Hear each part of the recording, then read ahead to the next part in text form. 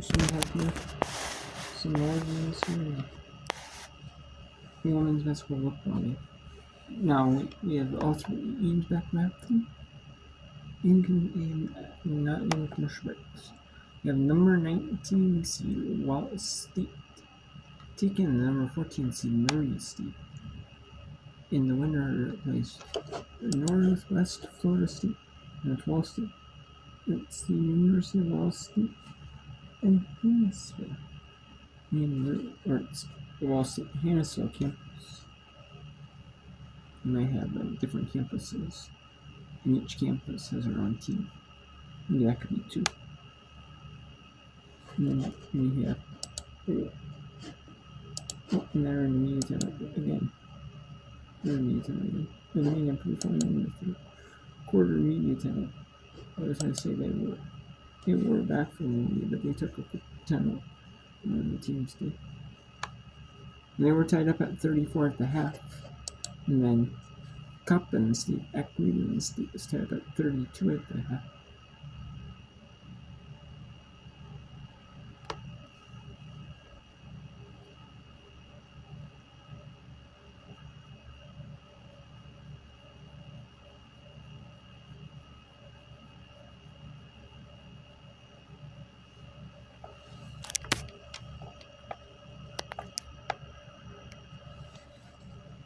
This is the only game on it now. And they were talking about the Horizon player of the year, the Leos, the coach here, the newcomer, the first team, the sixth grader, and the sportsmanship player. And then they had the second team, all team players that played did really well for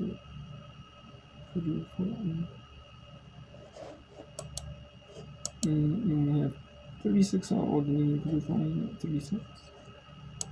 And then it's Coppin State, Cleveland State, 34. I haven't shown this game a ton, so we'll get you some the third place teams in their respective leagues. Coppin State, the third place team in the regular season. Mid-Eastern Athletic Conference, Mid-Eastern Athletic Conference stands. And Cleveland State, the third place team in the Horizon League. In their respective regular season conference.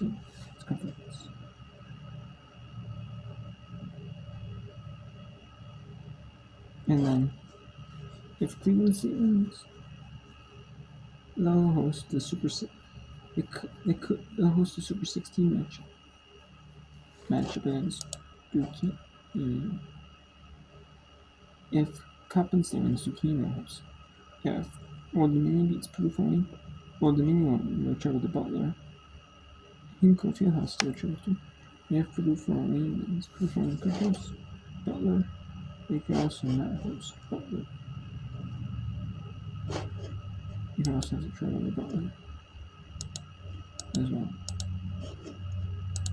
3 fouls. That's an interception by Guerrero. Ahead to Purdue. Purdue's going to charge ahead. Purdue rolled it in off the rim. A little bit of contact. She needed that. She needed that big time. She was kind of getting in her head there for a minute. Even at 36, Purdue with 9. She ties Reisma for the team high. Boy, they really do a good job of attacking this zone, as good as I've seen any team do. There's a show-and-go travel by Worley. The only team I can think of that did as well against this zone was last year when I saw Green Bay beat Cleveland State in the conference championship. They really did a good job of attacking that high post, just as you see Coppin State doing here tonight. And Coach Kilsmeyer will not come out of the zone. That is his bread and butter. He will stay there, good, bad, indifferent. Al McGuire, the old broadcast say, you dance with the girl that brung you. 36 all, Purdue with the basketball. Purdue working left side. Purdue underneath, and it's blocked by Bolinga out of bounds. Lakes will keep it, 9 to shoot. I asked Coach Kilsmeyer about that. I said, compare Coppin State to what you see in the Horizon League. And he was reluctant to really point out any one team. He said that was the struggle they were having to explain the team to his club. There's Leo. She missed another 3. Now 2 of 8 from outside. They have similarities to a few teams, but nothing exact. This is a very low-scoring third quarter. Only 4 points scored for each team. Timeout, Ed. Yeah, 4 minutes gone. 5:57 remains in the third. We'll have an official timeout on the floor. Tied at 36 here from the Wolstein Center. We'll be back. And then we have that 8. Okay. So let's go to. And once the NJCAA game is done, which is in the third quarter, the first game to get done out of the 3, we will end the whip run unless there's a couple that are getting close to it. And the other 2, which they're in the middle of the third quarters. They're third quarters. Getting close to, pretty close to exactly the middle of the third quarter, both. But this is the first one to be done.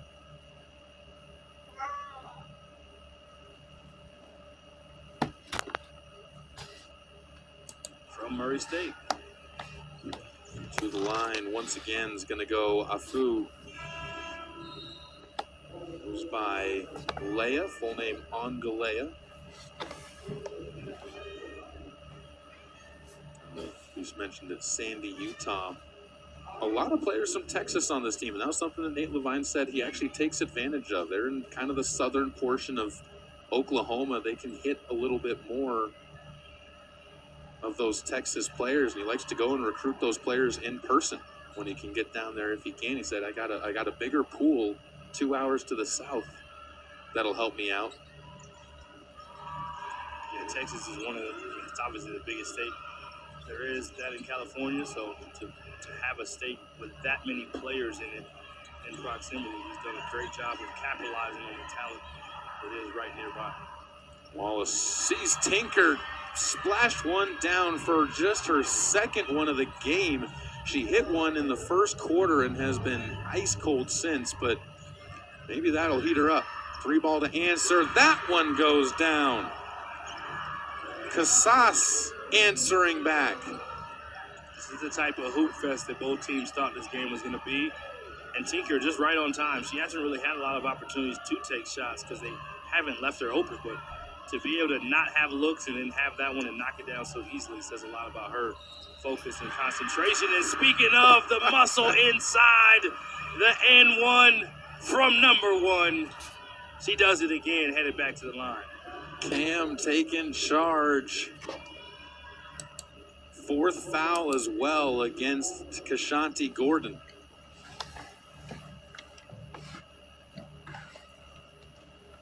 That was gritty. She had to weave through the lane a couple of times in order to get to that one. Never really stopped, and a rebound is going to be picked up by Wallace State, but denied as Gibson travels on the unfortunate forced call, the slide to the floor, and the officials' hands tied. They got to make sure that they make that call. Great effort, though, by Wallace State on that offensive board.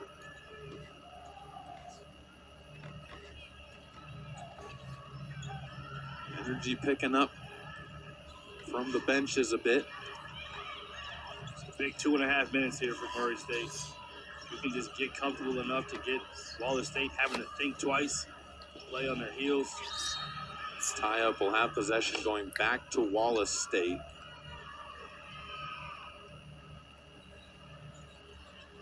Wallace State just making them play half court and just making it muddy, making it ugly.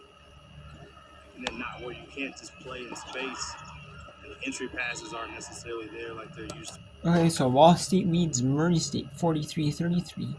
2:23 to go in this third quarter here. Let's go to... Let's stick it here for just a tad. Here we have Wallace State and Murray State. Murray State forces Wallace State to keep inbounding the ball again. Stepping out and trying to play that relentless defense, full court pressure. Making it pass it out. No, sorry. 45-33 here.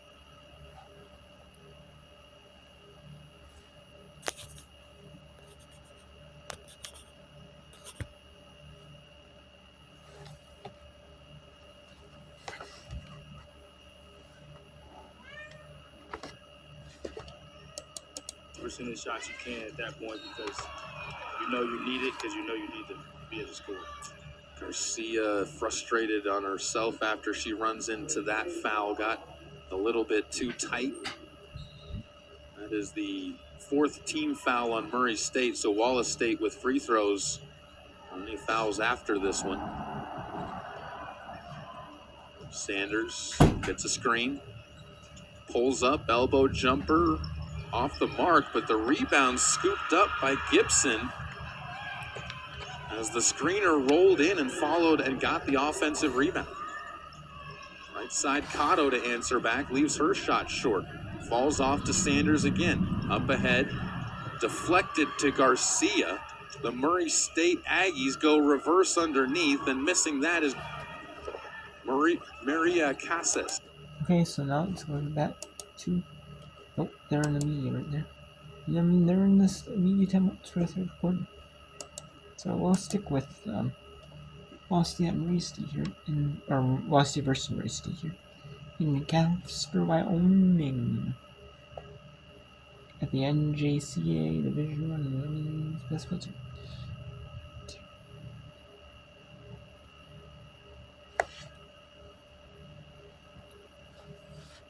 This is the 4th and final first round game of the day. And there is 4 more first round games, so there'll be 8 total first round games played.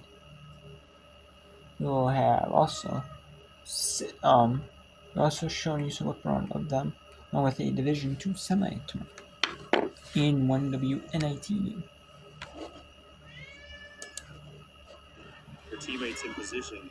Wallace State did have a monster second quarter, 16-6 in that quarter. This is their highest scoring quarter so far, with 19 if this goes in, and it does. Push the lead to 15, which... And there will be bits of the 2 semifinals tomorrow in Division II. There will be bits of it because there will be 2 games in the first Division II semi. For most of that will be done the first one. Then we go into the NJCAA, the second game, the 8th and final first round game. Will be maybe in the second half, and then we'll have not all of the actual because I like to show them there's 3 or more. So that will be the NJCAA second. That will be and then we'll have the third game, which is the NIT Women's NIT Super 16 game. The only game in the Women's NIT going on, which is and the only game in Division I Women's Basketball going on tomorrow, will be between those 2. Will be between Lindenwood and Louisiana Tech.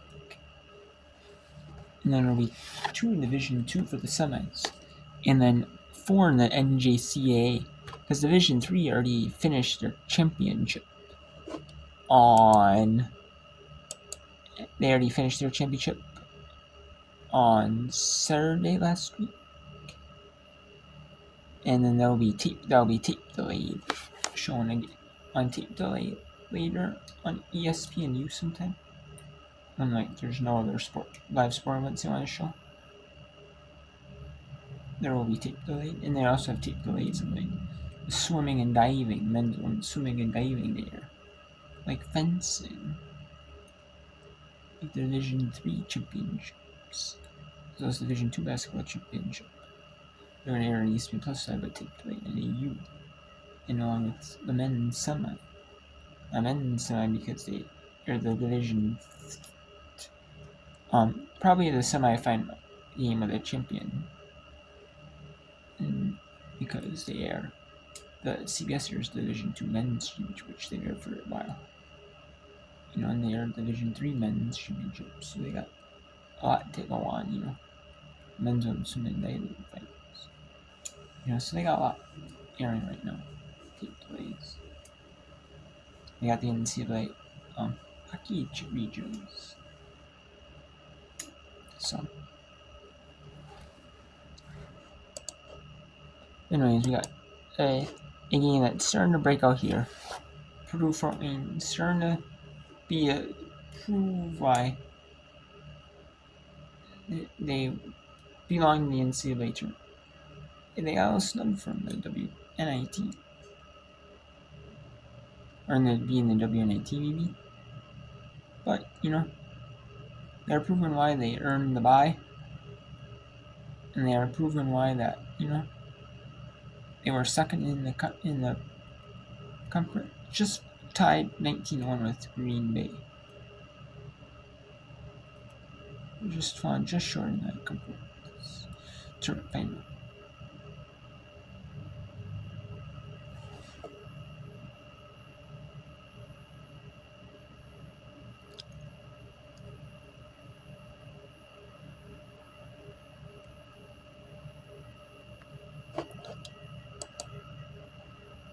And tomorrow we will show bits of the games we'll show the last, maybe not all maybe the fourth quarter, or not even all of the fourth quarter. We'll show some of the fourth.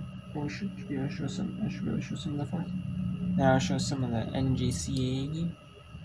Either the end of the first half, but for sure the second half. And then going to the Women's WNIT Super 16 third round game between Linwood, Louisiana Tech. We'll show that one tomorrow. So I will be able to. So yeah, can't wait. To do that. Tomorrow. But if there's only 2 games in which there will be for a little bit as well. I will take a little bit of a break though. Between the 2 semifinals, but then we'll see the beginning of the first and second. You'll be seeing the first quarter of the second NCAA Division 2 semifinal. You'll be seeing the ending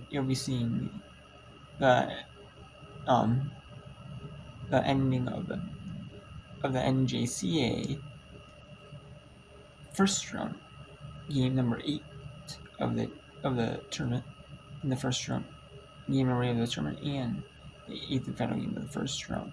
In the final game of the day, you will be seeing. And then you'll also be seeing another game in women's basketball. The Louisiana Tech, like I said, women's 18. You'll be seeing that in the first quarter. And then you'll be also seeing bits like near the end of the second quarter, or in the second half, or the third quarter. So it'll be just it'll be a little bit of whip run, not a ton of whip run, just some whip run. So, and Purdue Fort Wayne's got out to a big lead here.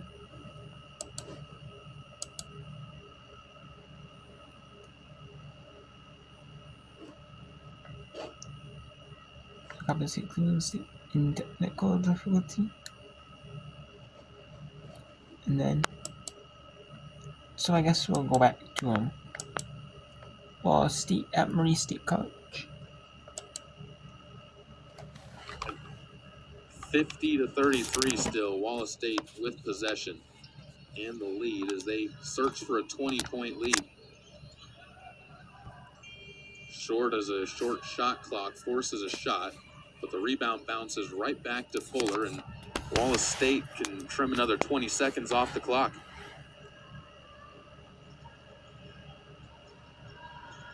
Alabama will have 2 teams in the second round. Shelton State, they'll play on Friday. There's a steal, just ripping the ball out. Charles gets the Aggies a chance.